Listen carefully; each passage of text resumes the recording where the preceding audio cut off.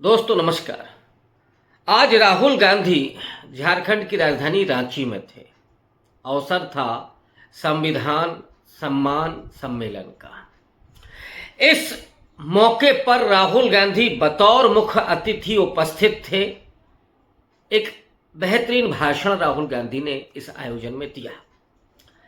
इस भाषण में राहुल गांधी ने किन बातों पर जोर दिया है इसका विश्लेषण करेंगे और साथ ही साथ राहुल गांधी ने इस अवसर पर ऐसा क्या किया है जिससे आज देश की निगाहें उस तरफ जानी चाहिए। हो सकता है आपने ध्यान दिया हो या न दिया हो। राहुल गांधी ने आज वो काम किया जो आमतौर पर राजनीति में नहीं होता, भारतीय जनता पार्टी में तो कतई नहीं होता। दरअसल डॉक्टर अंबेडकर ने संविधान सभा के अंतिम भाषण में 26 नवंबर 1949 को एक बात रेखांकित की थी। उन्होंने कहा था कि धर्म में भक्ति मुक्ति का साधन है, मुक्ति का मार्ग है, लेकिन राजनीति में भक्ति अंततः तानाशाही को पैदा करती है। और भारत का समाज तो वैसे ही सामंती है और सामंती समाज होने की वजह से तमाम राजनीतिक दलों के नेता भी उसी स्वभाव से ग्रसित हैं। सुप्रीमो कल्चर है इस देश में, किसी भी राजनीतिक दल में, और जिस दल में सुप्रीमो कल्चर नहीं है उस दल का नेता अपने आप सुप्रीमो बन जाता है। मसलन नरेंद्र मोदी। भारतीय जनता पार्टी अटल बिहारी वाजपेयी के समय जो बात कहती थी कि हम अलग हैं, अलहदा हैं, हमारा चाल चरित्र चेहरा अलग है, लेकिन आज अगर भाजपा की स्थिति को देखिएगा तो नरेंद्र मोदी बहुत भारी भरकम माला से घिरे होते हैं और उस माला को कौन पहना रहा होता है? वो राजनाथ सिंह होते हैं, जेपी नड्डा होते हैं, अमित शाह होते हैं। यानी ये नरेंद्र मोदी को माला पहनाते हैं बहुत बड़ी फूलों की, जिसका वजन हो 2-4 क्विंटल, उससे भी ज्यादा। ये दिखाता है नेता के भगवान बनाने की प्रक्रिया को। और भक्ति राजनीति में तानाशाही को पैदा करती है। ये अंबेडकर ने बहुत पहले इशारा कर दिया था, आगाह कर दिया था। राजनीति में आपने देखा होगा कि जो चीफ गेस्ट होता है उसको फूल मालाओं से माला माल कर दिया जाता है, लाद दिया जाता है। लेकिन आज राहुल गांधी ने क्या किया? राहुल गांधी ने आज जो भी मंच पर लोग मौजूद थे, सामाजिक संगठन के तमाम कार्यकर्ता मौजूद थे, जो समाज के विभिन्न हिस्सों में, कोई आदिवासी समाज में काम कर रहा है, कोई शिक्षा के क्षेत्र में काम कर रहा है, कोई संविधान के लिए काम कर रहा है, कोई आरक्षण बचाओ के लिए काम कर रहा है, कोई सामाजिक जागरूकता के कार्यक्रम चला रहा है, वो तमाम सामाजिक संगठन जो जमीन पर बदलाव के लिए, जागरूकता के लिए संघर्ष कर रहे हैं, उनके पास कोई संसाधन नहीं होते हैं, एक मिशन के तहत काम करते हैं। आज उन तमाम लोगों को राहुल गांधी ने एक शॉल पहना करके, एक गुलाब का फूल दे करके उनका सम्मान किया। ये राजनीति की उल्टी दिशा है, अकॉर्डिंग टू जो भी चलता रहा उसके अनुसार। मैंने अपने वीडियोस में कई बार ये कहा कि राहुल गांधी राजनीति की दिशा बदल रहे हैं। राहुल गांधी ने भारत की राजनीति के कल्चर को बदलने को ऐसे ठान लिया है। हमारे यहाँ जो फॉर्च्यूनर में आ रहा है, जो बड़ी बड़ी गाड़ियों के काफिले में आ रहा है, वो नेता माना जाता है। ताकत जिसमें दिखाई दे, लोगों को भी शायद ये लगता है कि नहीं, हाँ ये नेता है। और कोई अगर साधारण कपड़ों में चला जाए, कोई एक ही गाड़ी में चला जाए, तो उसे कोई नेता नहीं मानता। इस कल्चर को राहुल गांधी बदल रहे हैं और ये 2023, 24, 25 के लिए एक प्रतिमान साबित होने जा रहा है। और ये मैं आज बात कह रहा हूँ, आप लोग गांठ बांध लीजिएगा और इसको महसूस कीजिएगा साल भर के बाद। अब मैं आता हूं कि राहुल गांधी ने आज क्या बोला है और उसका कैसे विश्लेषण किया जाए। जाहिर तौर पर राहुल गांधी ने आज संविधान पर बात की, लेकिन ये सम्मेलन भी राजनीति से अछूता नहीं था। ये अगर हम कहते हैं कि नहीं इसमें राजनीति नहीं थी तो ये मेरी बेईमानी है। झारखंड में आज सम्मेलन हुआ और कुछ समय पहले जब हरियाणा में चुनाव चल रहा था उस समय महाराष्ट्र के कोल्हापुर में सम्मेलन हुआ था। और उस सम्मेलन में भी राहुल गांधी ने छत्रपति शिवाजी महाराज की प्रतिमा को लेकर के जो बातें कही थी, शाहू जी महाराज का जिक्र किया था, डॉक्टर अंबेडकर का जिक्र किया था, ज्योतिबा फूले की बात कही थी, गांधी नेहरू को याद किया था और उन्होंने जिस बात को रेखांकित किया था। मैं एक बात और कह दूं, राहुल गांधी राजनीति में एक चिंतन धारा को रिप्रेजेंट कर रहे हैं।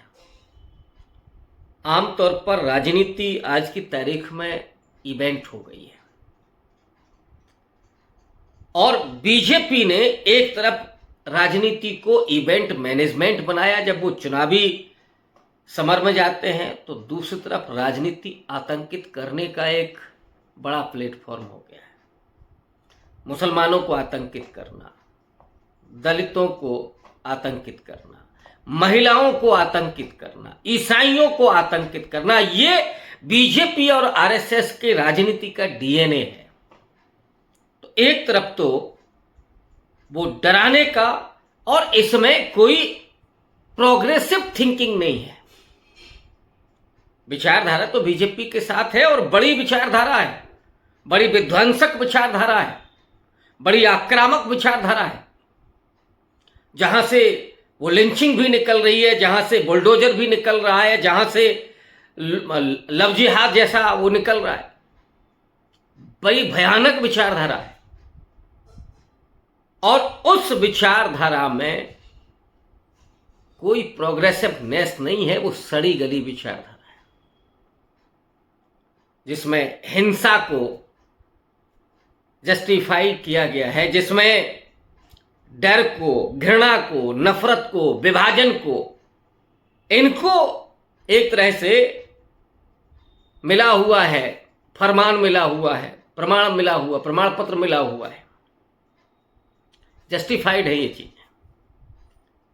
और दूसरी तरफ राजनीति की वो दिशा है, एक तरफ तो आप आएंगे तो कांग्रेस की बहुत पारंपरिक विचारधारा है और उसकी राजनीति है, वो है मिडिल पाथ की, थोड़ा लेफ्ट भी थोड़ा राइट भी, और कई बार लेफ्ट जाती है कई बार राइट जाती है।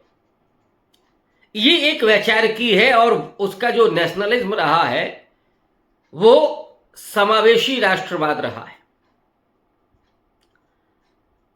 भारतीय जनता पार्टी का सांस्कृतिक राष्ट्रवाद, जानते ही हैं सांस्कृतिक राष्ट्रवाद का मतलब हिंदुत्व, हिंदू राष्ट्र की संकल्पना।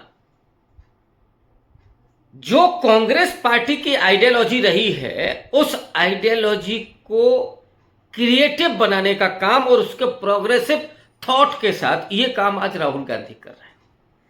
मैं ये नहीं कह रहा हूं कि इसके पहले नहीं हुआ है, हम जिस समय में मौजूद हैं इसलिए मैं राहुल गांधी के भाषण, राहुल गांधी की राजनीति का विश्लेषण कर रहा हूं।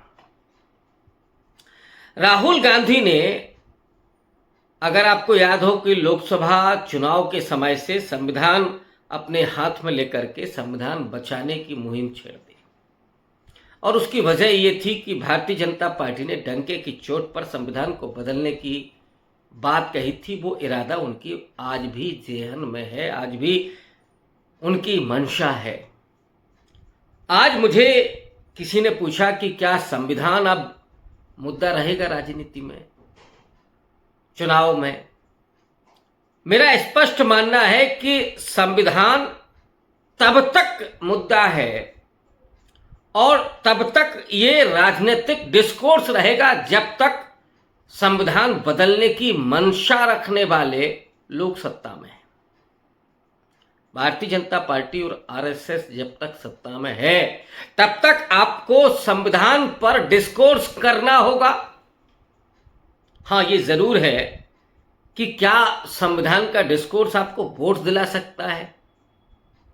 मैं समझता हूं कि इसने जो लोकसभा चुनाव में काम किया है अब शायद वो उतना नहीं रह गया है और अब वोट की पॉलिटिक्स के लिए आपको संविधान के डिस्कोर्स से एक कदम आगे जाना होगा। यानी जो रिप्रेजेंटेशन और जो पार्टिसिपेशन का सवाल है, जो भागीदारी का सवाल है, राहुल गांधी लगातार बात कर रहे हैं सम्मान की, राहुल गांधी बराबर बात कर रहे हैं एजेंडे की, सोशल जस्टिस के एजेंडे की, लेकिन जब वो प्रतिनिधित्व की बात करते हैं तो हमलावर होते हैं भारतीय जनता पार्टी पर कि उनके सचिवालय में कितने लोग हैं, बॉलीवुड में कितने लोग हैं, मीडिया में कितने लोग हैं, एससी एसटी ओबीसी के वगैरह वगैरह।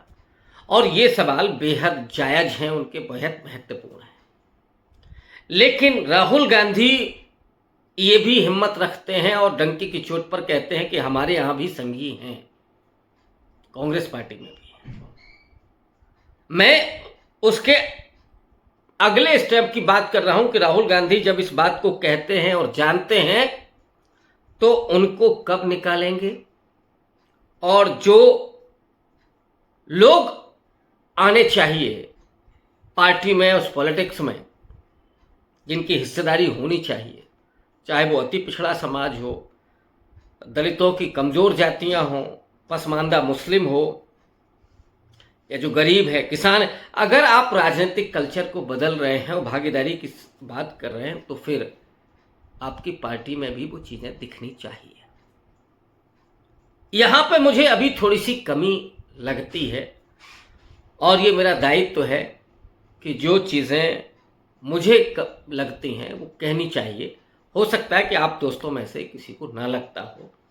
मैं चाहूंगा कि आप इस पर टिप्पणी जरूर करें कि राहुल गांधी जिस बात को कह रहे हैं, और मैं तीसरे स्टेप की बात कर रहा हूं, सम्मान, एजेंडा और प्रतिनिधित्व यानी भागीदारी के मामले में अभी कांग्रेस पार्टी उतनी इंक्लूसिव नहीं दिखाई पड़ती जितनी राहुल गांधी बात कर रहे हैं। हालांकि राहुल गांधी से ये उम्मीद करना एक किस्म की बेईमानी है क्योंकि राहुल गांधी संगठन में कोई राष्ट्रीय अध्यक्ष नहीं है, लेकिन कांग्रेस पार्टी के सबसे लोकप्रिय, सबसे मजबूत नेता हैं और राहुल गांधी तक ये बात पहुंचाने के लिए मैं ये कह रहा हूं कि उन्हें इस तरफ ध्यान देना होगा।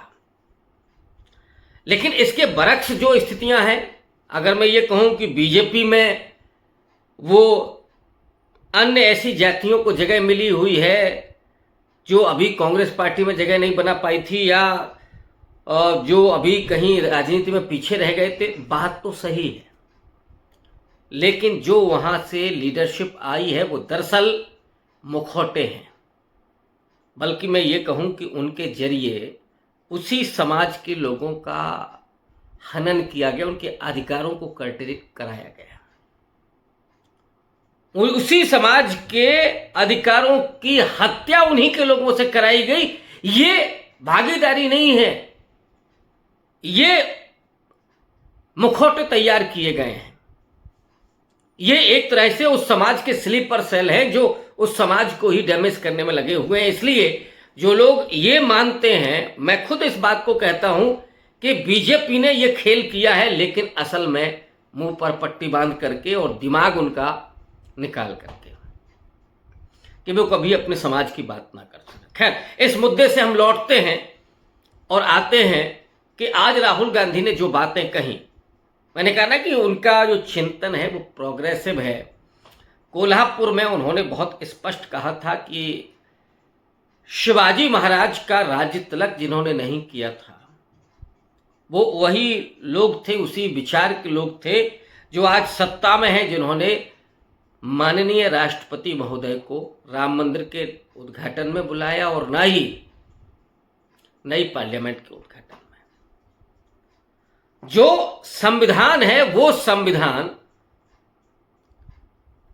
इन तमाम समाजों को अधिकार ही देता है, सम्मान देता है, गारंटी देता है।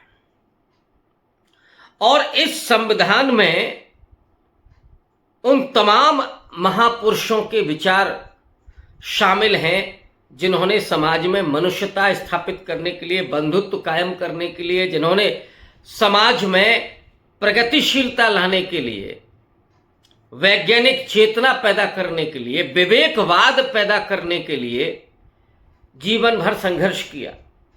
और उसमें चाहे बसवन्ना हो, चाहे गुरु नानक हो, कबीर हो, रैदास हो, नानक हो, दादू हो, ये तमाम संत, तथागत बुद्ध हो, डॉक्टर अंबेडकर हो, ये एक लंबी फेहरिस्त है जिनके विचार भारत के संविधान में समावेश होते हैं।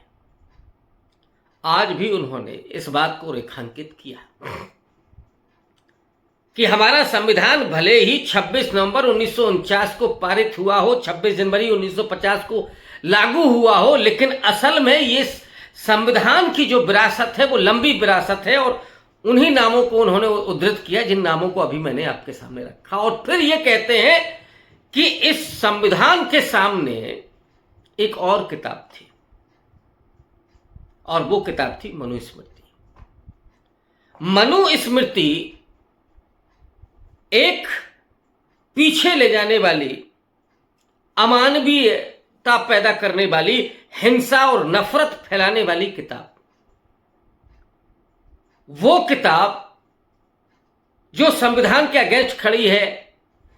और उन्होंने कहा कि ये लड़ाई वर्षों से चल रही है, सदियों से चल रही है, और इस लड़ाई का पहला सामना हुआ था 30 नवंबर 1949 को, जब आरएसएस के मुखपत्र ऑर्गेनाइजर ने स्पष्ट रूप से लिखा था कि ये संविधान हमें स्वीकार्य नहीं है, ये संविधान विदेशी है। और क्यों विदेशी है? क्योंकि इसकी संहिताएं मनुस्मृति की संहिताएं नहीं है।